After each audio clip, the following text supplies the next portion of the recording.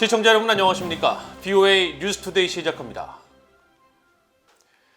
76차 유엔 총회에서 군축을 담당하는 제1위원회가 북한의 핵과 탄도미사일 폐기 등을 촉구하는 결의안 3건을 채택했습니다.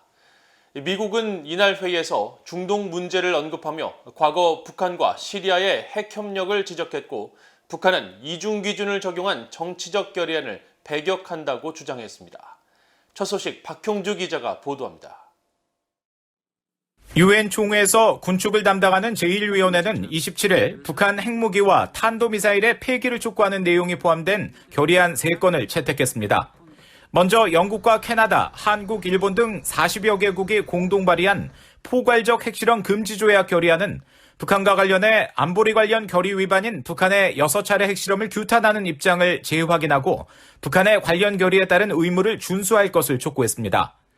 또 평화적 수단을 통한 완전하고 검증 가능하며 돌이킬 수 없는 한반도 비핵화 CVID를 지지하고 미국과 북한, 한국과 북한의 정상회담 등 이런 목적을 위한 노력과 대화를 환영하고 권고한다는 내용도 담겼습니다. 일본이 제안한 핵무기 없는 세상을 향한 공동행동과 미래지향 대화 결의안은 북한 핵무기와 기존 핵 프로그램, 다른 대량 살상 무기, 탄도미사일에 대해 CVID 방식의 폐기를 명시한 유엔 안보리 관련 결의를 상기하고 이런 목표를 향한 외교적 노력을 환영한다는 내용을 담고 있습니다. 북한과 중국, 러시아, 시리아가 반대표를 행사한 가운데 지난해 기권했던 미국, 영국, 프랑스가 이번엔 찬성하는 등 지난해보다 찬성국이 13개국이 더 늘었습니다. 원폭 피해를 경험한 국가로서 지난 1994년부터 28년째 이 결의안을 주도하고 있는 일본은 이날 회의에서 핵 확산 금지 조약 NPT 준수를 강조했습니다. It is imperative for the international community to maintain and strengthen the NPT as the cornerstone of the international regime for nuclear disarmament and non-proliferation. 오스트리아와 아일랜드, 뉴질랜드 등 11개국이 공동 제안한 핵무기 없는 세상을 향한 결의안도 찬성 135, 반대 34, 기권 15로 통과됐습니다. 이 결의안은 북한의 모든 핵무기와 기존 핵 프로그램 포기 약속을 지키며 조속히 NPT에 복귀할 것을 촉구하는 한편 정상회담 개최 등 외교적 노력을 지지하고 지속적인 대화를 권고하고 있습니다. 미국 대표는 이날 회의에서 중동 지역의 핵 확산 우려에 대해 언급하면서 시리아의 비밀 원자로 건설에 과거 북한이 협력한 사실을 지적하기도 했습니다. In Syria, the Assad regime remains in non-compliance with its IAEA Safeguards Agreement and the Nuclear Non-Proliferation Treaty for constructing a clandestine plutonium production reactor, which it did with North Korean assistance, and continues to obstruct the IAEA's investigation. 북한 대표는 반발했습니다. Any attempt to blindly follow the U.S. hostile policy and double standard against the DPRK will only escalate the tensions and aggravate the situation. My delegation considers that the aforesaid resolutions are totally biased and politically motivated and accordingly reject them. 군축 문제를 담당하는 유엔 총회 제1위원회를 통과한 북한의 핵과 탄도미사일 관련 결의안 3건은 오는 12월 유엔 총회 본회의에서 최종 확정될 예정입니다. BOA 뉴스 박형주입니다. 유엔 총회 제3위원회에서는 북한의 심각한 인권 상황을 규탄하는 북한 인권 결의안이 제출됐습니다. 올해 결의안은 코로나 팬데믹 등 인도적 상황 등에 초점을 맞춘 것으로 전해졌는데 한국의 북한 인권 결의안 공동 제안국 참여 여부가 주목됩니다. 김영권 기자가 취재했습니다. 유엔 총회에서 인권 문제를 담당하는 제3위원회 유럽연합 EU가 북한 인권 결의안을 다시 제출했습니다. 크리스토퍼 매튜스 유엔 주재 유럽연합 EU 대표부 대변인은 28일 BOA에 공동 제안국 정부들과 협의를 거쳐 결의안 제출 마감 시한인 이날 오후 1시 전에 북한 인권 결의안을 제3위원회에 공식 제출했다고 밝혔습니다. 유럽연합은 지난 2005년부터 북한의 심각한 인권 상황을 규탄하고 북한 지도부에 개선을 촉구하는 결의안을 제출해왔으며 유엔 총회는 지난해까지 16년 연속 결의안을 채택했습니다. 매튜스 대변인은 이번 결의안은 북한 내 인도적 상황과 신종 코로나 바이러스 팬데믹 그리고 인권 상황에 관한 지속적인 우려에 중점을 뒀다고 밝혔습니다.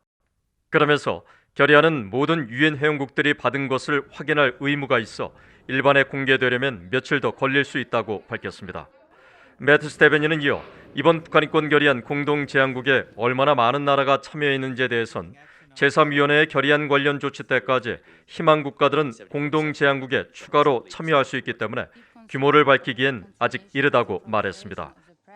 미국과 한국의 공동 제안국 참여 여부에 대해서도 아직 어떤 국가가 최종적으로 공동 제안국 참여를 결정했는지 자세한 정보가 없다며 11월 중순 결의안 표결 때 확인될 것이라고 설명했습니다.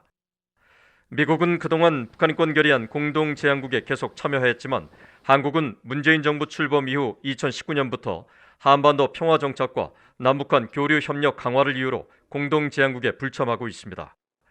앞서 안토니오 구테우스 유엔 사무총장과 토마스 오에아 퀸타나 유엔 북한인권 특별보고관은 유엔 총회에 각각 제출한 북한인권 상황 보고서에서 북한 당국의 장기적인 국경 봉쇄 등 과도한 코로나 대응 조치가 주민들의 만성적인 식량 불안정과 영양 실조 문제를 더 악화시켰다고 비판했었습니다. So-called socialist system, we all know that has failed completely in North Korea. So people had to, struggle for their livelihoods every day. So you do trade, you engage in other activities, you try to survive. But at the same time, the element of oppression and violence of the system prevails. That has not gone. 유엔 총회는 지난해 16년 연속 채택한 북한 인권 결의에서 북한 내 장기간 지속되는 조직적이고 광범위하며 중대한 인권 침해를 가장 강력한 언어로 규탄한다고 밝히고 북한 당국의 개선 조치를 촉구했었습니다. VOA 뉴스 김영권입니다. 조 바이든 대통령은 국제 종교자유의 날인 27일 성명을 통해 종교 자유 증진은 그 어느 때보다 중요해졌다면서 비극적이게도 압제 정부들, 폭력적인 극단주의자들은 종교적 정체성과 종교 행사 또 신념만을 이유로 개인과 단체들을 계속 박해하고 학대하고 있다고 비판했습니다. 그러면서 종교 자유는 우리의 가장 깊은 가치의 표현일 뿐 아니라 국가 안보의 필수적인 우선 사안이기 때문에 우리는 이를 옹호한다며 국제 종교 자유 또는 신앙 동맹 같은 다자 연합을 통해 전 세계를 계속 결집시킬 것이라고 강조했습니다. 토니 블링컨 국무장관도 이날 성명에서 전 세계 종교 자유 박해 도전에 맞서 미국이 국제 종교 자유 또는 신앙 동맹에 33개 참여국 등 시민사회, 정부들과의 협력에 전념하고 있다고 밝혔습니다. 한편 미국 대통령 산하 독립기구인 국제종교자유위원회는 27일 화상 청문회를 열어 미국 정부가 표적 제재를 확대해 전 세계 종교자유 신장을 촉진해야 한다고 밝힌 가운데 영국의 민간단체인 코리아 퓨처도 이날 북한 종교자유 침해 보고서를 발표하고 북한 내 가해자와 기관에 대한 표적 제재 강화를 촉구했습니다.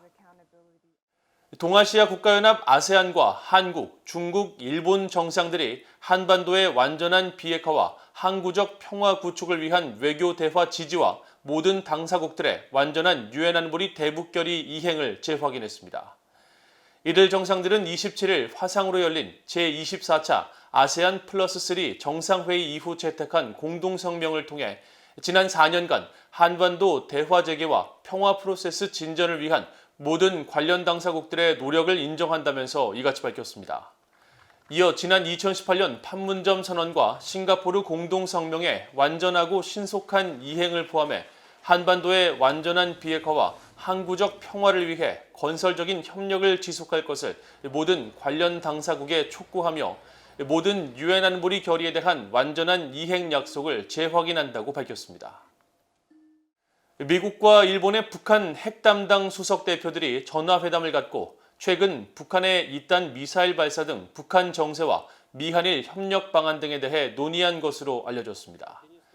성김 미국 국무부 대북특별대표와 후나코시 다케이로 일본 외무성 아시아 대양주 국장은 28일 전화통화에서 지난주 북한에 대한 미한일 협의를 바탕으로 최근 잇단 미사일 발사 등 북한 정세에 대해 의견을 교환했다고 일본 외무성이 밝혔습니다. 또 양측은 북한 정권에 의한 일본인 납치 문제와 핵, 미사일 등 현안 해결을 위해 미일 양자, 미한일 3자 간 긴밀한 협력을 지속해 나간다는 데 뜻을 같이 했다고 전했습니다. 앞서 성김 대북특별대표는 지난 24일 서울에서 노규덕 한국 외교부 한반도 평화교섭본부장과 북핵 수석 협의를 갖고 북한의 신형 잠수함 발사 탄도미사일 SLBM 등 최근 미사일 발사에 대해 국제사회를 위협하는 도발로 규정하고 북한이 불안정한 행동을 중단하고 대화에 참여할 것을 거듭 촉구했습니다. 호주 정부가 북한의 해상 불법 환적을 감시하고 유엔 안보리 대북 제재 이행을 강화하기 위해 해군 함정을 파견했다고 밝혔습니다. 호주 국방부는 28일 성명을 통해 호주 해군의 프리깃 호위함인 HMAS 와라문가호를 일본 주변 해역에 파견해 북한의 해상 불법 환적을 감시하고 억제하는 활동을 시작했다고 밝히고 이번 파견으로 호주는 2018년 이후 6번째로 북한의 불법 환적 단속을 위한 함정 파견 활동을 벌인다고 강조했습니다.